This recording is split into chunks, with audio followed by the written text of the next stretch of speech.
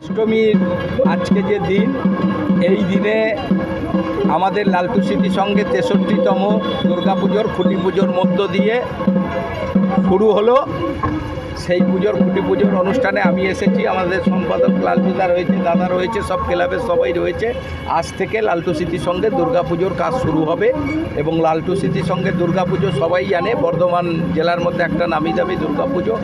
আগেরবার এরা কার্নিভালেও ফার্স্ট হয়েছে। আমাদের আশা দুর্গাপুজো যেমন ভালো করবে, এবার 14ই অক্টোবর আমাদের বর্ধমানের কার্নিভালেও এরা ভালো করবে। আশা করব আগেরবারের মতো এবারও প্রাইজ পাক এবং খুব সুন্দরভাবে আমাদের এই লালটু স্মৃতির সঙ্গে পুজো হবে, কার্নিভালও হবে। চলো, আমাদের 63তম বর্ষ, আর থিম আমরা এবার করেছি শীষমহল। তো আমাদের গতবারে ছিল, আমি ওখানেও বললাম যে গতবার ছিল আমাদের মাননীয় মুখ্যমন্ত্রী যে কথা বলেছিলেন ইউনেস্কোর প্রতিনিধিদের জন্য দেখাবার বাংলার গ্রামীণ শিল্পকে, কত সুন্দর শিল্প তাতে সেটাকে ফুটিয়ে তোলার জন্য আমরা আর্টিস্টিক কাজ করেছিলাম। তার মধ্যে শিল্পের ছোঁয়া ছিল, পুরোটাই শিল্পের ছোঁয়া ছিল, মানে আমাদের শিল্পীদের। তো এইবার আমরা তার থেকে বেরিয়ে আমাদের দেশের যেগুলো ভালো ভালো স্থাপত্য আছে সেইগুলোকে অনুকরণ করে, তাদের ফিগারটাকে অনুকরণ করে আমরা করেছি। তো এবার আমরা জয়পুরের ওই শীষমহলকে করে আমরা আমাদের সাজিয়েছি, আদলে আমাদের প্যান্ডেলটাকে সাজিয়েছি। কত বাজেট আছে?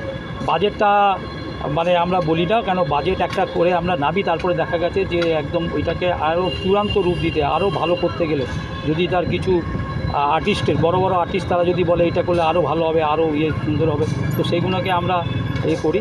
তো তার জন্য বাজেট যেটা করতে হবে করব সেই সেই গত বছর কার্নিভালে প্রথম স্থান অধিকার করবে, সেই ভেবে এবছরের কী বলবেন? হ্যাঁ, এবারও আমরা একটু ছিমছাম করতে চাই, একঘেয়ের মতো নয়। আমরা একটু আমাদের যে শিল্পকলা, আমাদের এখানে বড় বড় শিল্পী আছে, আর আমি জানতাম না যে আমাদের বর্ধমানের নৃত্যশিল্পীরাও বিদেশে গিয়ে প্রোগ্রাম করে। আমি 2 বছর আগে জেনেছি, যখন আমাদের খোকনদা বা প্রশাসন বলল যে কার্নিভাল হবে, তো তখন আমরা খোঁজ করতে গিয়ে আমরা পেয়েছি যে আমি জানতামই না যে আমাদের এত বড় শিল্পী অমৃতা দাস ওনাদের, উনি যে বিদেশেও প্রোগ্রাম করে জানতাম না। অমৃতা ম্যাডামই আমাদের সাজান, ওনার চিন্তা ভাবনাতেই উনি আমাদের যেভাবে করে, আমরা শিল্পীদের ওপর পুরো দায়িত্ব দিয়ে দিই, আপনি সাজিয়ে নিন, আপনি কীভাবে করবেন। কি মনে করছেন এবারে মানে কতটা মানুষ আশাবাদী থাকবে যে অনেক ভালো লাগবে, অনেক ভালো লাগবে, অনেক ভালো লাগবে, অনেক ভালো লাগবে, কেন একবারে নতুনত্ব এবং এর মধ্যে কাঁচের শুধু ওই জায়গাটা এত সুন্দর, ওয়েদার যদি ভালো থাকে মানুষ এনজয় করবে, মানুষ এনজয়। লালটু স্মৃতির সঙ্গে আমাদের সাবেকি না যে মূর্তি, সেই মূর্তি।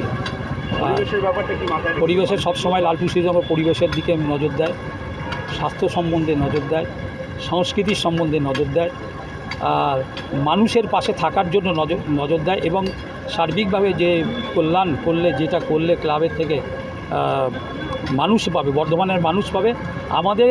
আমাদের যে কাজ, মানুষের যে চাহিদা আমাদের কাছে ছিল সংস্কৃতি, এই সোশ্যাল ওয়ার্কের, সেটা কিন্তু আমাদের বলতে দ্বিধা নেই। আমাদের মাননীয় এমএলএ খোকন দাসই সেটা দেখি সবগুলোই উনিই করে দেন সমস্ত কিছু। তার থেকেও আমরা যেখানে যেটা পাই, কারণ আজকে বহুদিন আগেই আমরা কঙ্কালেশ্বরীতে, আজ থেকে 25 বছর আগে আমরা ওখানে সাবমার্শাল বসিয়েছিলাম। এখন তো ওনার হাত ধরে ওটার পুরো রূপ চেঞ্জ হয়ে গেছে। আমরা বর্ধমানের শ্মশানে প্রথম, তখন আলো জ্বলতো না, টিকটিক করে বাল্ব জ্বলতো, আমরা শ্মশানে পুরো আলোর ব্যবস্থা করে দিয়েছিলাম এবং মেনটেন্যান্সও করতাম। সোডিয়াম বসিয়েছিলাম, টিউবলাইট, সোডিয়াম সব দিয়ে আলো দিয়ে সাজিয়ে দিয়েছিলাম, এবং আমাদের বলেছিল তখনকার যারা আধিকারিক ছিলেন যে শুধু করলে হবে না, মেনটেন্যান্সও করতে হবে। আমরা মেনটেন্যান্সও করতাম। পরবর্তীকালে ওখানে কোনো ঘর ছিল না, এই বৃষ্টি হলে, আদর হলে যারা যায় তাদের বসার জায়গা ছিল না, আমরা ওখানে একটা শ্মশানে প্রথম ঘর করে দিয়েছি। এখন বর্তমান প্রশাসকরা এখন তো সুন্দর করে সাজিয়ে দিয়েছে, দেখার মতো, খুব ভালো।